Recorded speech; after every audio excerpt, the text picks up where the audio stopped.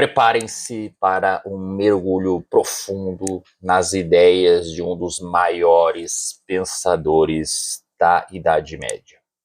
Hoje a gente vai falar sobre um cara que tentou unir fé e razão, e fez isso de uma forma tão genial que até hoje talvez é difícil refutá-lo. Ele é o rei da escolástica, é o monge que botou a teologia para dançar com a filosofia. Ele é o boi mudo. Senhoras e senhores, Tomás de Aquino. Pegue o seu cálice de vinho ou a sua cerveja artesanal e vamos conversar com o doutor Angélico. Tomás de Aquino, ele nasceu em 1225 na Itália. Ele era um cara que desde molecote estava destinado a virar monge. Só que a família dele queria que ele fosse da nobreza, que ele casasse, tivesse terras e blá blá blá blá blá. Só que o Tomás tinha outros planos, outros objetivos. Ele queria pensar sobre Deus, sobre o universo e sobre as coisas e tudo mais. E não à toa ele foi parar na Ordem dos Dominicanos. A princípio, a galera achava que ele era meio abobalhado. Não à toa o chamavam de boi mudo, por conta do seu tamanho, né? Ele era bastante vigoroso, mas era calado, falava muito pouco ou quase nada. Mas, meu amigo, quando ele abriu a boca e começou a despejar filosofia e teologia, todos se calaram. E ele virou um dos maiores, se não o maior, filósofo e teólogo da história na Idade Média. Ele era como se fosse um rockstar naquele período. Ninguém era como Tomás de Aquino. E o que torna ele tão importante? Ele foi um dos primeiros a dizer que fé e razão não são inimigas, contraditórias, adversárias. Pelo contrário, para Tomás, elas se complementam, elas se unem em prol da verdade. Nessa época tinha uma treta filosófica rolando entre os pensadores. Eles diziam que a razão explicava o mundo, enquanto os teólogos diziam que só a fé levava à verdade. Havia uma batalha entre filósofos racionais e teólogos crédulos. E Tomás de Aquino colocou o pé na porta e falou: calma aí, rapaziada, vamos utilizar os dois. Ele buscou fazer uma síntese entre ratio e fé para chegar ao entendimento mais amplo do mundo. E para isso, né, para essa empreita, ele não foi sozinho. Ele trouxe para a análise dele, para ao lado dele, Aristóteles. E por que ele trouxe Aristóteles? O ponto de partida dele foi resgatar o pensamento desse filósofo grego que estava voltando à moda nessa época, né? Porque naquele período anterior a Tomás de Aquino, o que foi lido foi Platão e outros pensadores. Aristóteles engatinhou um pouco para chegar, mas foi chegando, caindo nas graças das pessoas, até que Tomás de Aquino pegou esse conteúdo, essas ideias, os escritos aristotélicos e adaptou para o cristianismo. Podemos dizer que ele tornou Aristóteles uma espécie de cristão ou proto-cristão, ainda que sem contato com o Cristo. Por exemplo, Aristóteles dizia que tudo tem uma causa. Tomás de Aquino pegou isso e falou: beleza, se tudo tem uma causa, quem é a causa de todas as causas? Deus. É a famosa prova cosmológica da existência de Deus que Tomás de Aquino formula. E essa parte da prova da existência de Deus é a parte mais famosa, né? É que está mais na boca do povo sobre o estudo de Tomás de Aquino. Ele estruturou o que podemos dizer que são 5 vias, 5 métodos para provar a existência de Deus. E não é via no sentido de estrada, de Google Maps, são 5 argumentos que ele criou para mostrar que Deus existe. E os 5 argumentos se dão da seguinte maneira. O argumento primeiro diz que o primeiro motor é imóvel. Tudo que se move foi movido por algo. Então, quem foi que deu o primeiro empurrão? Quem que foi o motor inicial que não se moveu? Porque se moveu, algo teria que ter o movido. Deus. Então, Deus é o primeiro motor imóvel. O segundo argumento diz sobre a causa primeira. Tudo tem uma causa. Quem foi a primeira causa? A causa incausada. Porque se fosse causada, não seria a primeira. A primeira causa, Deus. O terceiro argumento é sobre a necessidade, o ser necessário.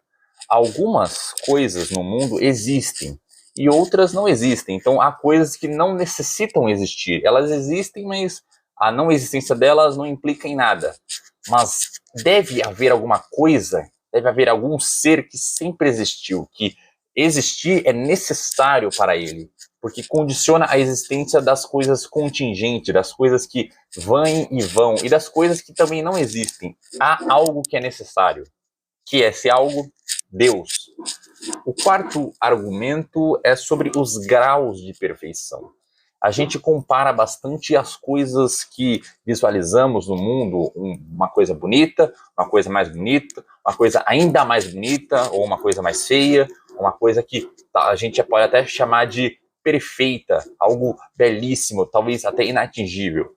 Então, dentro dessa gradação de beleza, de perfeição, dessas índices que temos, deve haver alguma coisa, deve haver algum ser que é absolutamente perfeito, que nada é mais perfeito que ele. Deve haver um teto, um parâmetro, deve haver algo que é tão perfeito que os outros são somente graus inferiores de perfeição, sejam uma espécie de cópias frágeis, cópias fracas. E o que seria esse ser de absoluta perfeição? Deus. E a última via, né, a quinta via, é a via da finalidade. Tudo no universo, naquela época, né, na época de Tomás de Aquino, a física, né, na ciência, na astronomia, nos estudos do cosmos e do mundo, tudo parecia ter um propósito, ter uma finalidade, ter um motivo. E quem deu esse motivo? Quem é o criador desse motivo? Porque se há algum motivo, há o motivador que o gere. Há alguém que crie essa função, essa meta, esse objetivo. E quem seria isso? Deus. Bom, essas são as 5 vias. E você ficou convencido? Ou está achando que é um papo de um crentola? Mas se lembre, Tomás de Aquino não estava tentando converter você e nem ninguém. Ele estava utilizando a razão e a filosofia, né, a lógica, a epistemologia, a metafísica, né, tentando utilizar argumentos não de fé para chegar a essas conclusões. Essas 5 vias não partem da religiosidade do credo católico, ou do credo protestante, ou do credo islão. Não, isso aqui foi uma busca racional que Tomás de Aquino fez para tentar provar a existência de Deus. E agora a gente pode até dar uma avançada e falar sobre o que ele influenciou no direito até hoje. Tomás de Aquino até hoje influencia de uma forma mais forte ou mais fraca às vezes o direito com a questão da lei natural. Para ele, a lei natural é a ordem moral que existe no universo. Nós, né, os seres humanos, como seres racionais, conseguimos perceber essa ordem, viver de acordo com ela. Basicamente, existem alguns princípios morais que são universais, que não mudam, que valem a todo momento e em todo lugar. Um exemplo disso é o não matarás, o não roubarás. Essas coisas não dependem de uma religião ou de um deputado para votar. São próprios da natureza humana, fazem parte de nós. Em todo momento, em toda época, para Tomás de Aquino, percebemos, por uma reflexão racional e moral, que matar, roubar, estuprar é sempre errado, é sempre ilícito, é sempre imoral, é sempre pecaminoso. Então, não existe convencionalismo, né, determinação de arbítrios para a lei moral. Emerge da natureza, da razão para Tomás de Aquino. Conseguimos perceber isso pela natureza humana, pela natureza do universo, pela disposição pelo qual o universo está, com base na criação de Deus. E agora a pergunta que todo mundo se faz para Tomás de Aquino ou para qualquer filósofo vinculado à religião, ao catolicismo, a Deus ou a qualquer problemática de cunho teológico. Se Deus ele é perfeito, né, como a própria quarta via nos propõe, né, o grau máximo de perfeição e de bondade, ele é o bem por excelência, porque existe o mal no mundo. Essa pergunta ela percorre a história da filosofia moral desde os primórdios e vigora até hoje. E Tomás ele responde na mesma esteia de patrística e de seus colegas da escolástica, né? Responde que o mal não é uma coisa, ele não existe, ele não tem ser, não tem essência. O mal é a ausência de algo, é a ausência do bem. O mal ele não é, ele é a falta de algo que é. Um exemplo disso seria o frio, que é a ausência de calor. Não se gera frio, se gera calor. Retirando o calor, se esfria. Entendeu? Porque o calor, ele sim é algo. Ele tem essência, ele tem energia, ele tem substância. O frio não. O mal é análogo ao frio, bem como o bem é análogo ao calor. E que Deus permite o mal, né? Existe a permissão da ausência do bem, né? Existem esses elementos, esses momentos de maldade e de ruindade, porque o ser humano tem livre-arbítrio. O ser humano pode escolher se afastar, pode escolher se ausentar da presença do bem. Mas vamos com calma, ele também disse que o mal pode ser utilizado por Deus para trazer um bem maior. Deus, por mais que permita a existência do mal, não permite que o bem seja totalmente aniquilado, totalmente destruído e eliminado. Ele se vale do nosso livre-arbítrio, a nossa permissão de negá-lo, para, por meio disso, né, por meio dessas escolhas que fazemos, que engendra na maldade, tirar desses eventos boas obras, bons frutos para nos render graça, para nos levar de volta a Ele. Ele permite o mal, mas isso não significa que o mal triunfará. Deus, até mesmo permitindo o mal, pode fazer um bem com base nesse mal. Não que ele precise que esse mal exista ou que ele queira, mas ele ainda assim consegue tirar uma espécie de lucro de um prejuízo que foi causado por terceiros. E você também pode até estar pensando, né, com base nessa questão do mal, do direito natural, das provas de Deus.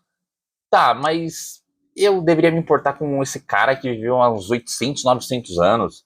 Um cara que era chamado de boi mudo, que o pessoal achava que ele levitava. Por que eu tenho que pensar num cara que falava de religião, falava de metafísica nos dias de hoje?